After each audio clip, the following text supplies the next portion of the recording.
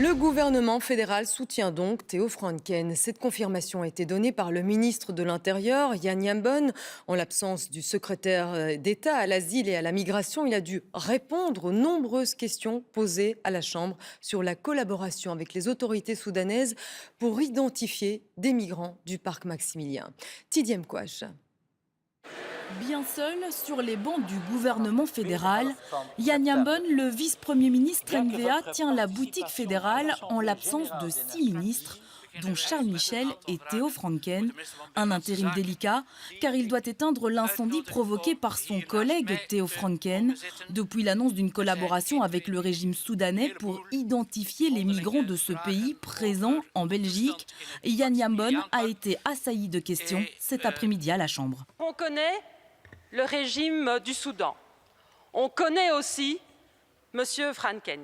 C'est comme si le diable pactisait avec le diable. Il est temps que le gouvernement ne se contente plus, le Premier ministre en particulier, de recadrer un secrétaire d'État. Il est temps de redonner de la dignité à notre politique d'accueil des candidats réfugiés et des migrants dans le respect de nos obligations internationales.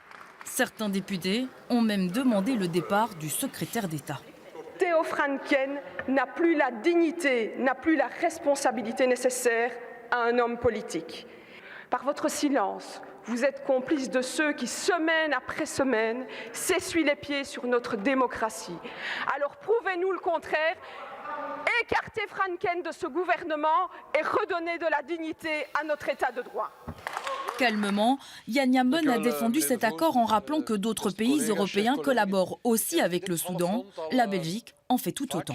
Vu les difficultés rencontrées dans l'identification des personnes d'origine soudanaise et dès lors qu'un retour forcé ne peut être organisé que sur base d'une identification précise de la personne, on a décidé de prendre contact avec l'ambassade de Soudan.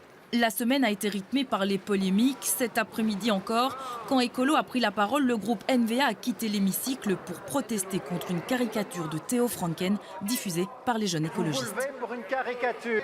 Vous devriez vous lever à chaque fois que les droits humains sont bafoués dans ce pays et ailleurs. La polémique avec le Soudan est loin d'être terminée. Mardi prochain, c'est Charles Michel qui est